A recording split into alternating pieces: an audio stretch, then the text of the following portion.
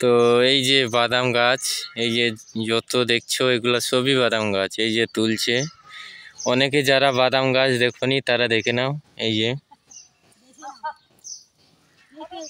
এই যে বাদাম গাছগুলো তুলছে। এই যে এগুলো সব তোলা হয়ে গেছে, অলরেডি তোলা হয়ে গেছে এগুলো।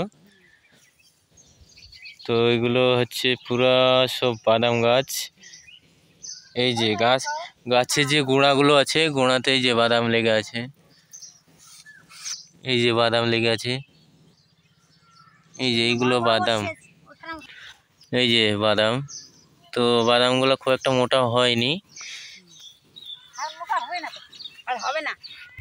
এই যে বাদামগুলো তুলছে, এই গাছগুলো তুলছে একটা একটা করে। এই যে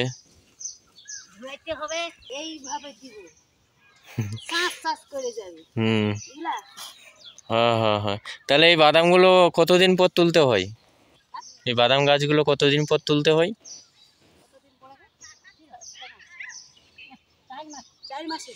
4 মাস পর তুলতে হয়। তাহলে অনেকটা দিন টাইম লাগে, ভালোই টাইম লাগে। তো বাদামগুলো আরও মোটা মোটা হতো, কিন্তু হয়তো জল টল পায়নি, এরকম হতে পারে।